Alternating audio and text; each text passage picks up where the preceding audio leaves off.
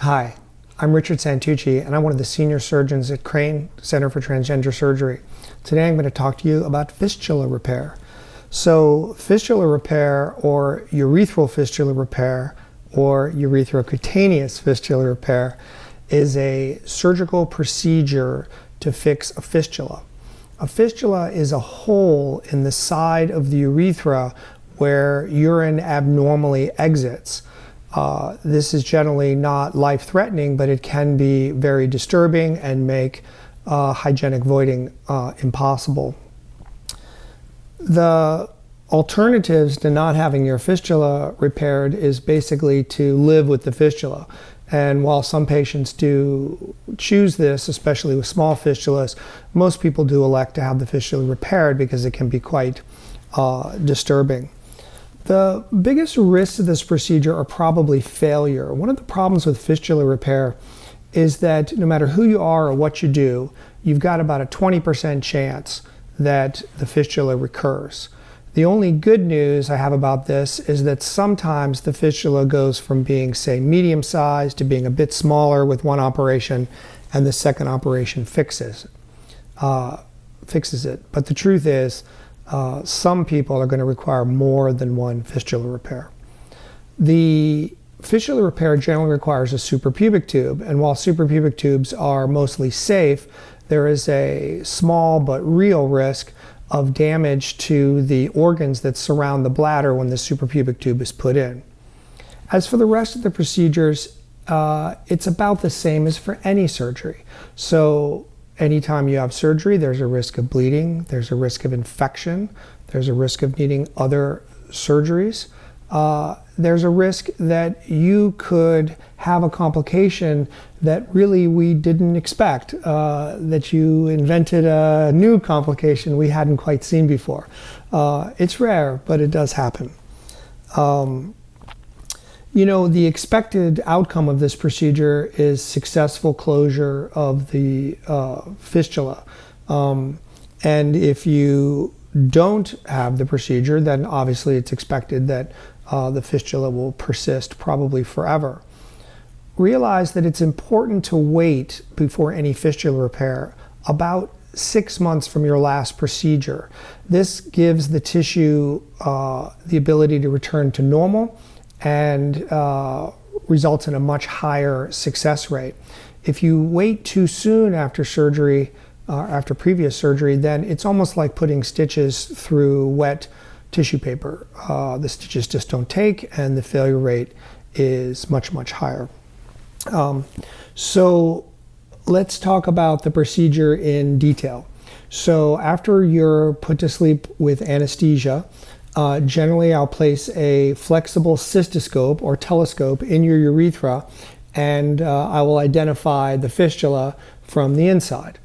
I will then continue to look down the urethra to make sure there aren't any other unexpected problems. One example is that sometimes we can find an unexpected urethral stricture at the same time. That's a narrowing of the urethra that may be blocking urine flow. And in that case, it's probably smartest to fix that at the same time that we fix the fistula. And that may result in a kind of an unexpected extra surgery when we weren't planning on it. The scope is then continued into the bladder, and the bladder is filled to its capacity, and a superpubic tube is placed. Your bladder goes all the way up to your belly button, and so if we place a catheter right through the skin of your lower belly, it'll go right into your bladder. I always try to put these tubes as high up in the bladder as possible because that may make it a little bit more comfortable to wear the superpubic tube for the next 3 weeks as you have to. Next, a very tiny special scalpel is used to cut out the edges of the fistula. And at that point, you should have a layer of urethra, a layer of other tissue, and a layer of skin.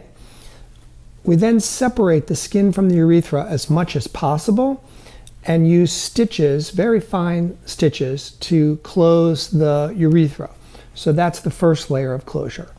Then we use the tissue in between those skin and urethra layers to bring across that repair and make it stronger and healthier and close that.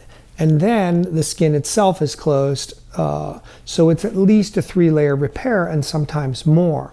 Despite all of that effort and diverting the urine with a suprapubic tube for 3 weeks, we still do see failures where the sutures just don't take. So how to prepare for this surgery? In general, this is medium small surgery, except for the part that you have to have a suprapubic tube. It is important to wait long enough from the previous operation to allow all the tissues to mend before you operate on them again. Usually that's at least 6 months, but some patients may have to wait longer for complete healing to occur. We will ask you to get a urine culture a couple weeks before the operation. This is not a simple urinalysis, but an actual procedure where the urine is cultured out and any bacteria that are growing in the urine are identified. In all cases, you'll be given antibiotics a few days before surgery to continue after the surgery as well. We can do other surgeries at the time of fistula repair. So it is generally a good opportunity to do glanceplasty or redo glanceplasty or other surgeries that you might be needing. Realize though that you really can't have urethral surgery the same day as you have a penile prosthesis. The penile prosthesis is a sort of hyper clean, hyper sterile operation, and urethral surgery is merely a clean operation because it involves a part of the body that's quite difficult to sterilize. And so we almost never mix those two surgeries together. So I'm Richard Santucci. I'm a reconstructive urologist here at Crane Center. I specialize in transgender genital surgeries of all varieties.